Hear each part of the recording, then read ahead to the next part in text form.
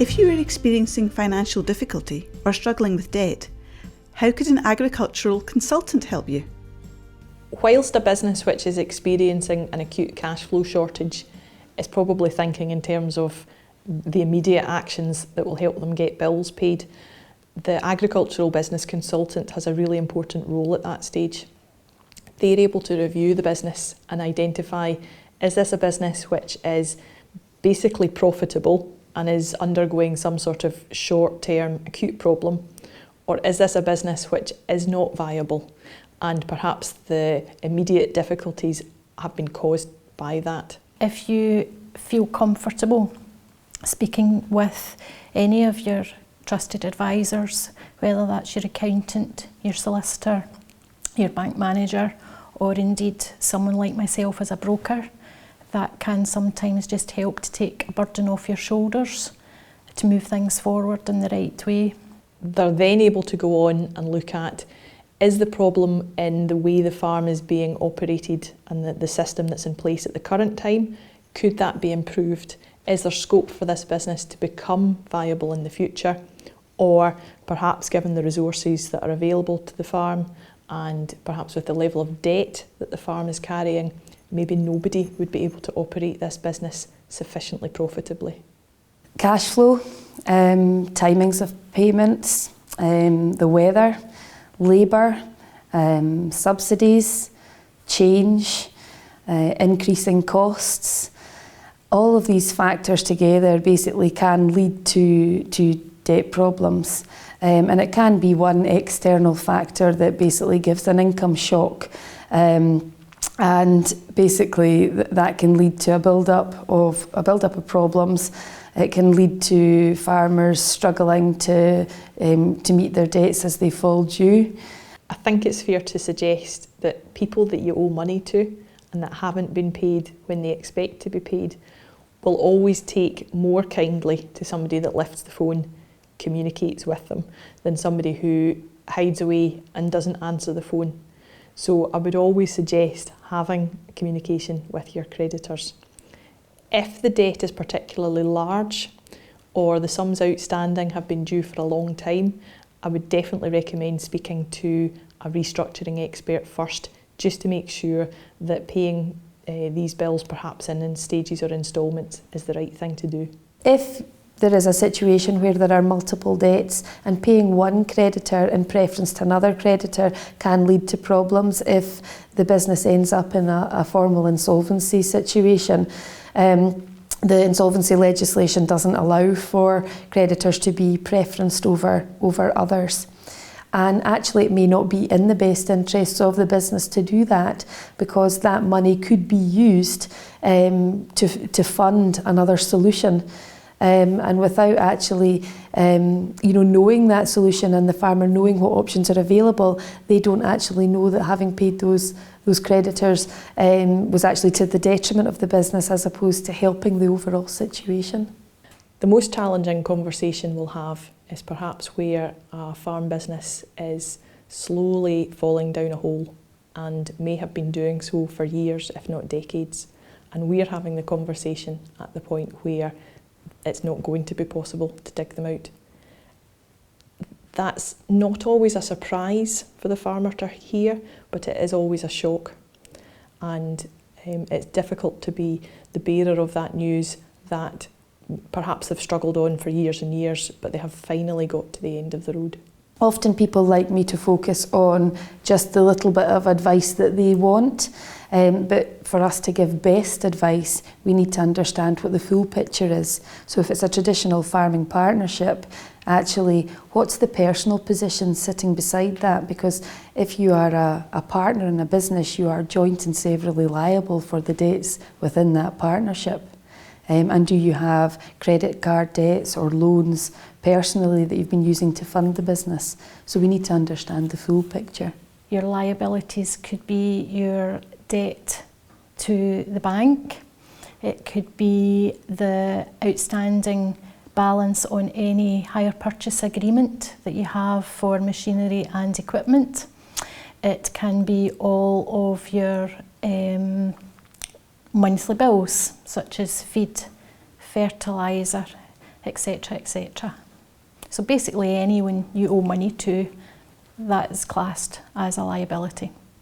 Think very carefully before taking on a hire purchase agreement. The sums involved can look modest for a single piece of equipment, but over multiple items they can multiply up and become quite unmanageable. It's easy to think then in terms of we need to sell machinery or we need to reduce the amount of machinery that we have, but where machinery is on finance, it's not that simple. If the farmer was due a hire purchase company money and he had stopped making repayments, the hire purchase creditor would be able to come in and uplift the asset.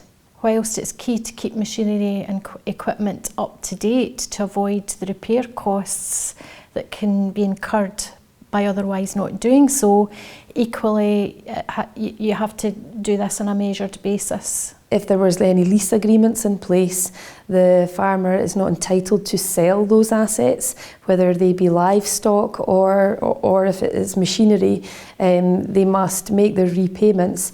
If they're not able to make the repayments, the leasing company will come in and uplift the assets that belong to them. They have no locus to sell those assets without the permission of the leasing company. Any business can run into difficulty with debt, and you can't tell from the roadside who they'll be. You could have a large, relatively profitable business which has a big debt, and even a short-term knock to maybe a market price can give them a big problem in meeting their repayments.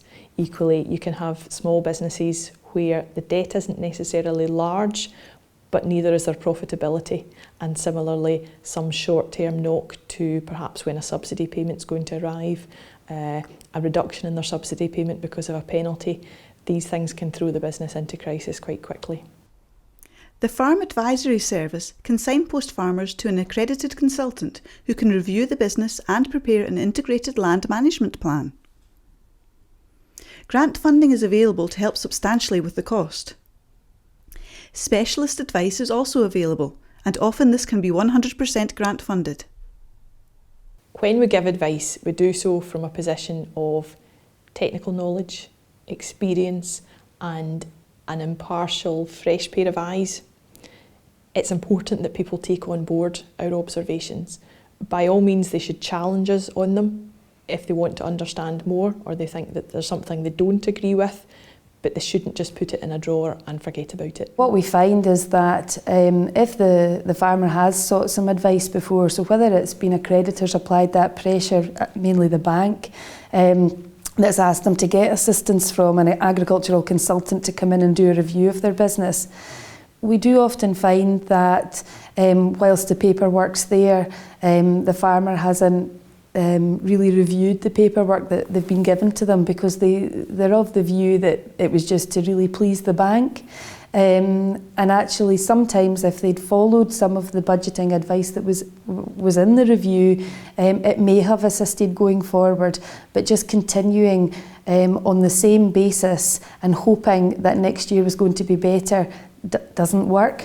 It's natural when you're given some advice that you don't want to hear, that you bury your head in the sand.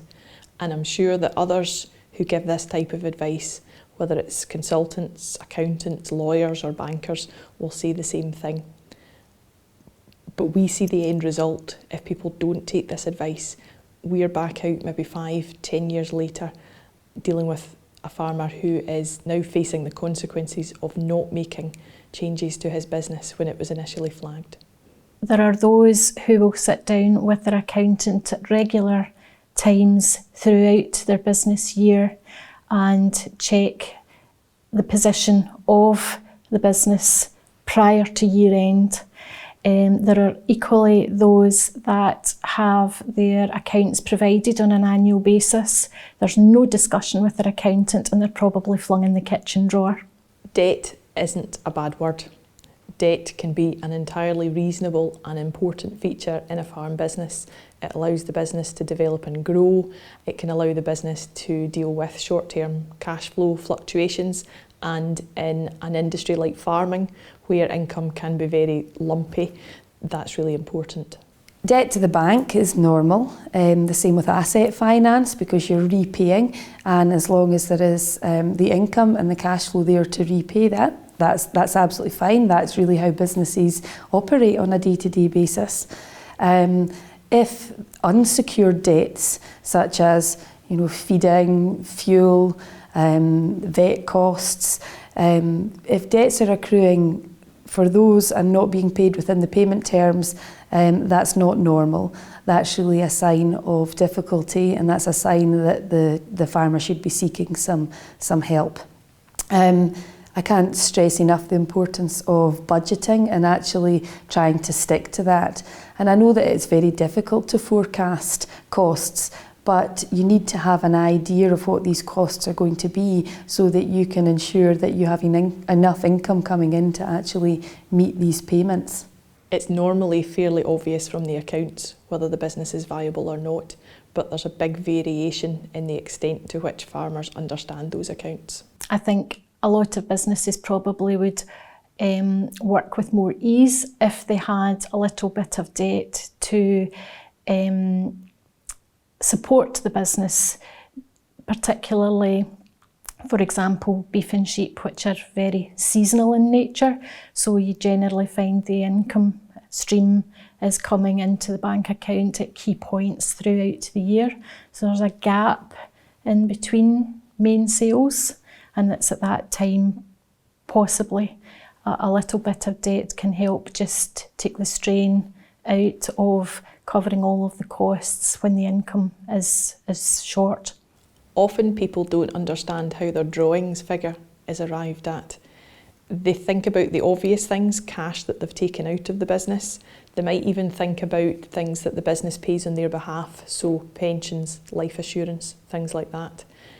Very often though, they forget about the private element of some of the running costs of the business, things like farmhouse running costs or vehicle costs. So for instance, if the heat and light cost for the farmhouse is £6,000 per year, there's a convention that says you can claim between 40 and 70% as a business expense. So that means that £4,000 might be allocated to heat and light in the accounts, and the remaining £2,000 would appear in the drawings in the accounts. And what people need to realise is that that profit that's left in the business at the end of the year is not the profit after all of the farmhouse costs have been paid, after the £6,000 has been paid. That's the profit after only the business's share of the farmhouse costs have been paid. From that profit needs to come the personal share.